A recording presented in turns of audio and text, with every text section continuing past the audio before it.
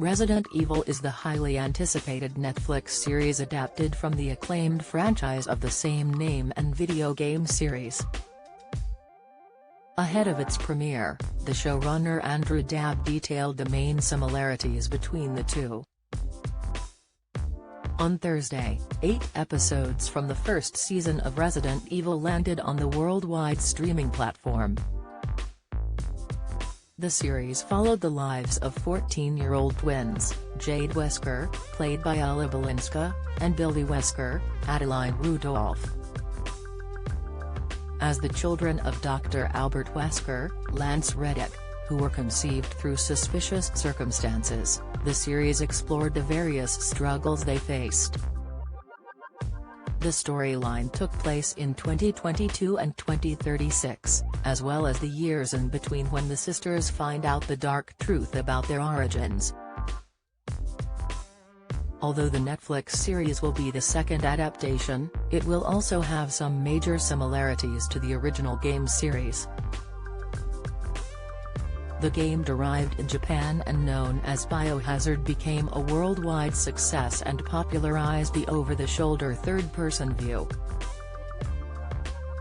It also influenced the evolution of the survival horror and third-person genres, which sparked the demand for its expansion. As the franchise eventually branched into animated films, comic books and a live-action film series. Ahead of Resident Evil's premiere on Netflix, the showrunner Andrew Dabb exposed the show's link to the game series, in an interview with TV Line.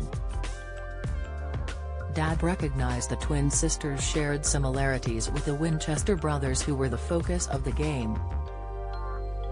He highlighted, "They're both going through these very traumatic events together." However, Dabb also detailed the differences in their sibling dynamic. When you have an older sibling/younger sibling, one of them is kind of a surrogate parent. "With twins, you're on equal footing," he remarked.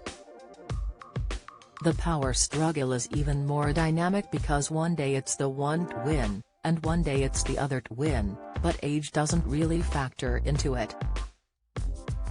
The showrunner shared, "It was very important to me when we started talking about Resident Evil, to dig down to what Resident Evil is actually all about. If you dig down through the monsters and the zombies and the crazy stuff, it's about family." He continued, "Whether you're talking about the Redfields or Albert Wesker's very eccentric family or the Birkins, there's a really strong family foundation to Resident Evil.